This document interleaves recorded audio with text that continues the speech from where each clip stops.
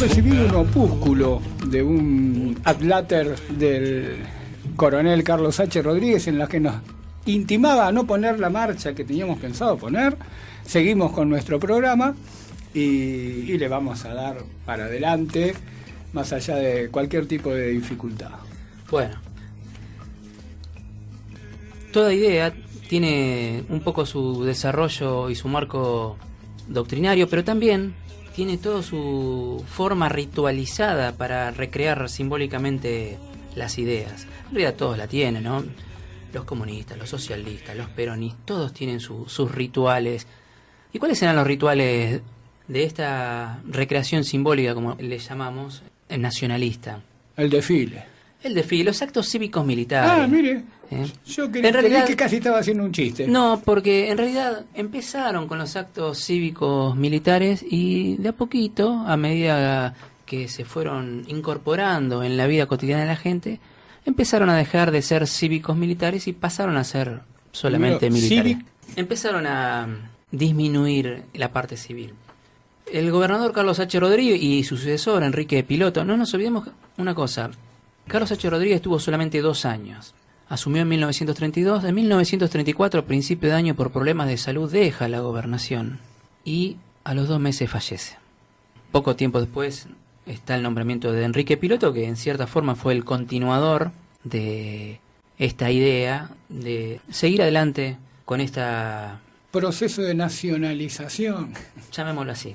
Necesitaban tener alguna práctica colectiva en cuya realización se hiciera explícita esa idea de nación, esa idea de patria, esa idea de identidad. Y ahí es que aparece como forma ritualizada, que en realidad no es un invento nuestro. Por favor. Eso lo han hecho muchas naciones. El tema de la recreación de este rito del acto, en este caso cívico-militar, porque hay que, a decir verdad, ha sido en principio, digamos, 50 y 50. Después, como le decía recién, empezó a cambiar. También dentro del propósito de Carlos H. Rodríguez estaba atraer a los pueblos originarios, a los indígenas, como él lo llamaba, inculcándoles sentimientos de confianza hacia las autoridades y tratando de difundir en ellos el amor a la patria.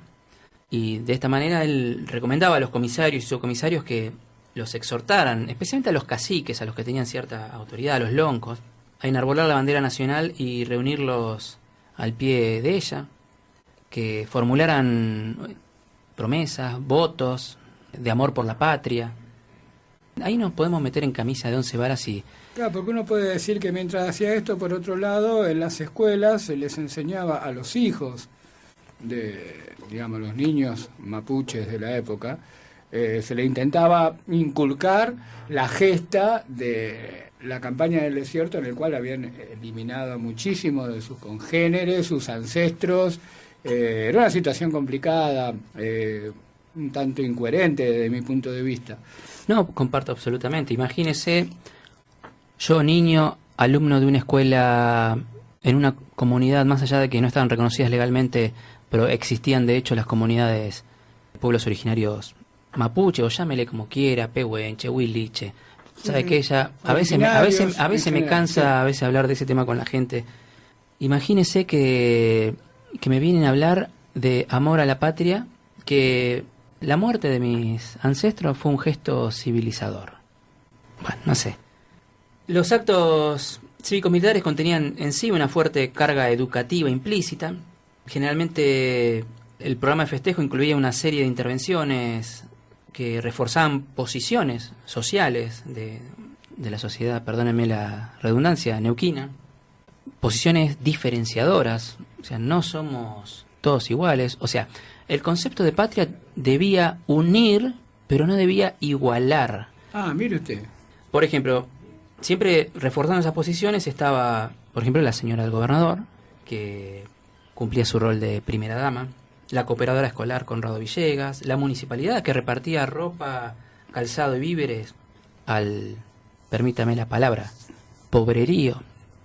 La misma comisión de festejos, cada vez que había un evento así, llamémosle 9 de julio, 25 de mayo, repartía en la cárcel cigarrillos, yerba, azúcar entre los presos, solamente cuando ocurría alguna de esas fechas, como para reforzar el significado simbólico de eso que ellos querían inculcar y que la gente naturalizara y lo pudiera arraigar en su cabeza, en su mente.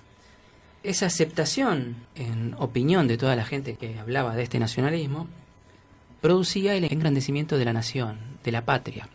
Hay un montón de discursos. Le voy a leer uno. Enrique Piloto, 25 de mayo de 1935. Le voy a leer una frasecita nomás. Los pueblos viven más por su sentimiento que por sus ideas. No les quitéis, pues, sus héroes y sus leyendas porque corréis el peligro de envenenar su espíritu. Por eso es indispensable que cada año se renueven estas ceremonias ante el altar de la patria y que el recuerdo de los héroes fundadores de la nacionalidad argentina retemple los corazones de nuestros hijos.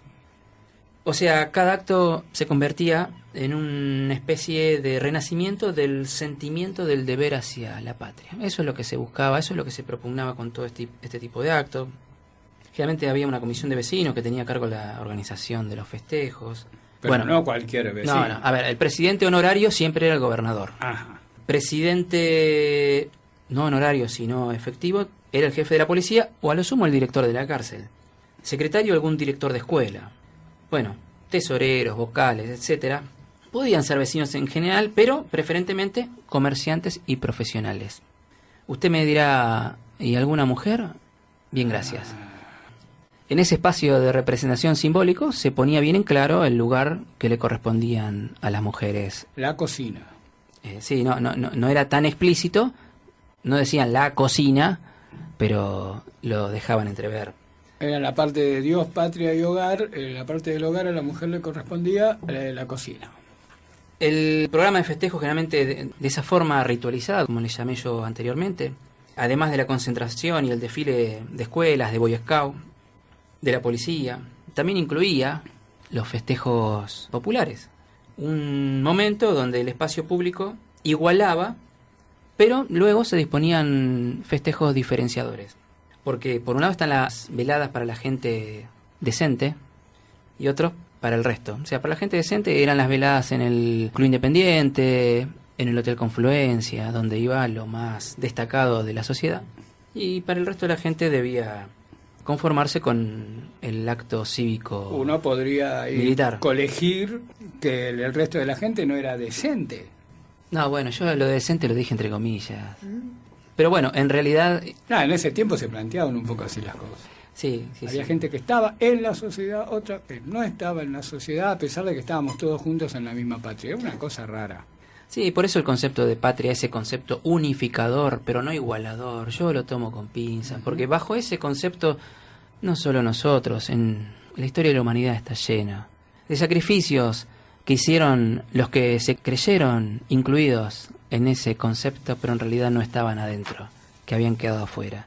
Que se creyeron eso de que la patria somos todos, pero no, la patria no somos todos, son algunos, y el resto somos la patria solamente en los actos o en los desfiles cívicos militares o cuando ocurre alguna situación conmocionante. Entonces, en esos actos donde estaban las autoridades y los vecinos destacados, ahí era donde se podía evidenciar la distribución de la posición social que cada uno cumplía, ¿no? O sea, las autoridades en el palco, el gobernador, los vecinos destacados, los militares. En el medio, organizaciones que servían de nexo, los Boy Scouts, los alumnos de las escuelas y bueno, y más atrás, el populacho. El pueblo.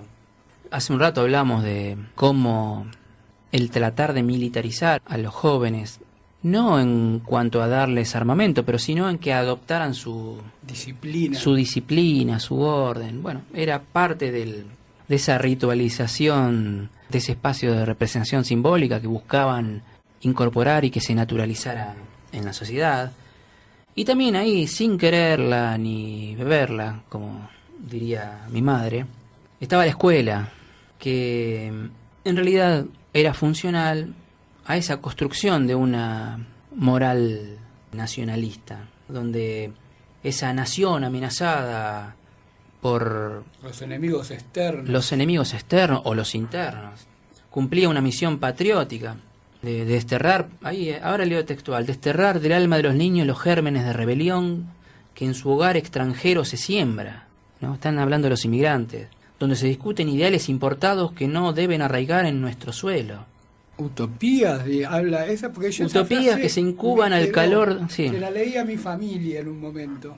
Al calor de la libertad o algo así habla. Sí, la verdad que los discursos eran bastante... Que se incuba al calor de la libertad. O sea que le parecía que la libertad como una mala palabra cuando se trataba. Cuando no se trataba de la libertad del himno, por ejemplo. No, o sea, lo que menos se buscaba era el libre pensamiento. Claro. ¿No? Lo que se buscaba era la unificación del pensamiento. Por ejemplo, le doy un ejemplo. Maestros de la escuela de Colonia Valentina realizaban visitas domiciliarias entregando volantes pro inscripción, ¿no? A la escuela, que uno dice, bueno, está muy bien que los chicos se eduquen, pero aparecía la leyenda, no falte ninguno, todos por la patria. Uno no tenía que ir a la escuela para su desarrollo personal, sino para otro fin que en teoría está por encima del individual, que es el concepto de patria. Bueno, hay muchos ejemplos de folletos que se distribuían en la época, que en realidad todo con la finalidad de que la escuela asuma la función moral de formar a los niños y a los padres también, y que sean capaces de adaptarse a un orden cuya meta central era la defensa de la nación. Le voy a leer una última frase que está en el Plan de Estudios y Programas para las Escuelas Primarias del Territorio y Colonias Nacionales de 1934. Es una frase cortita, un renglón, ya con eso le digo todo. La escuela debe tender a preparar a las generaciones para la vida positiva, no para la erudición como fin. Esto no fue un discurso, no lo dijo nadie, sino el plan de estudios para las escuelas primarias del territorio. O sea, no importaba lo que aprendieras, lo que importaba era que te formaran para una vida positiva. ¿Y quiénes definían qué era lo positivo o no? ¿Qué era lo positivo? Bueno, ya lo sabemos. Todo este concepto entramado, como me gusta decirlo a mí, este espacio de representación que crearon los nacionalistas como doctrina, hasta como dogma, casi podría decirle. La verdadera esencia de la educación, ellos creían que consistía en el deber de hacer patria, especialmente en estos lugares patagónicos donde había muy poca población, para construir la nacionalidad, el amor al suelo sagrado de la patria, su veneración. Esto último lo estoy leyendo. Pero bueno, todo esto ocurría allá en la década de 1930. Por suerte, nada queda de ello en pie en la... No es así, no es así. Mire, no le voy a enrostrar a nadie. ¿Sabe lo que queda en pie? Quedamos nosotros, que hemos sido formados con esta idea también. La única diferencia que, digamos, de grande nos hemos dado cuenta, y ahora un poco lo tomamos en sorna, nos reímos, pero ¿sabe qué? Hay gente que todavía lo sigue pensando, y hay gente que es capaz de proponer... Que vuelva la colimba. Sí. Eso es lo que tiene que hacerse en este país. Para ordenar a todos los jóvenes. Sí, señor. Yo lo quería decir desde el principio del programa. ¿Sabe qué? Vamos a terminar el programa en pos de la patria, muchas veces con esa idea de querer unificar el pensamiento de toda la gente, se ha llevado a la muerte a muchos jóvenes, especialmente a los jóvenes que dejaron la vida allá en Malvinas. Nosotros estábamos justo en el medio de las edades, nos hemos salvado de al menos participar directa o indirectamente. Usted ya estaba pasado de edad, yo estaba ahí cerca. Hoy ya le remarqué el tema de como 8 o 9 veces a mí, pero bueno, no importa. Pero bueno, después lo arreglamos. Le pago un café. Nos vemos el próximo jueves. ¿Cómo no? La República Argentina, ampliando lo informado por el Estado Mayor Conjunto, en su comunicado número 15, hace saber: primero, que a las 17 horas del día 2 de mayo, el crucero Ara General Belgrano fue atacado y hundido por un submarino británico en el punto situado a los 55 grados 24 minutos de la... General, tratamos de ubicarnos en quiénes son los más ávidos de información. Y se nos ocurre que las mamás de los soldados, por ejemplo, las novias, los familiares, son los que quieren saber fundamentalmente qué reciben allá. A las mamás y las novias les puedo decir lo que ocurre en unos cuantos años de servicio que yo tengo. La primera gran preocupación es que no le pasa nada, como es natural. De hecho, lo descarto, van a volver, no solo van a volver, sino que van a volver con la bandera de la victoria. Y el otro ya la están obteniendo, La otra preocupación es, ¿pasarán frío? ¿Pasarán hambre? Yo soy el responsable de las dos cosas. Así que si pasan frío, pasan hambre, ya saben quién es el culpable. Yo les puedo asegurar que no pasan frío porque tienen muchísimo abrigo y van a volver con algunos kilos de más porque comen mejor que en casa.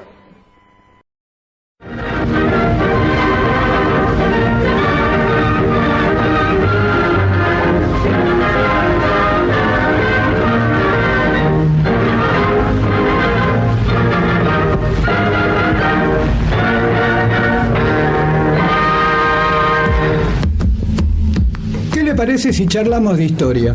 ¿De Neuquén? Sí, claro. Qué bueno. Entonces hablemos de gente ilustre. Sí, espere, pero también podríamos hablar de gente no tan ilustre. ¿De los que no están en los libros? Sí, y de los que no pudieron escribirlos. ¿De toda la gente que vino a poblar Neuquén? Sí, y de los que ya estaban.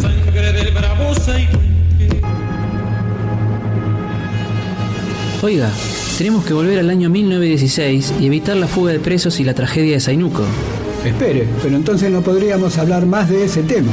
Tiene razón. ¿Cuándo es el programa? Todos los jueves de 18 a 19 horas. Espere, nos olvidamos de decir el nombre del programa. Esa es otra historia. Por el 87.9, la radio pública de Plotier.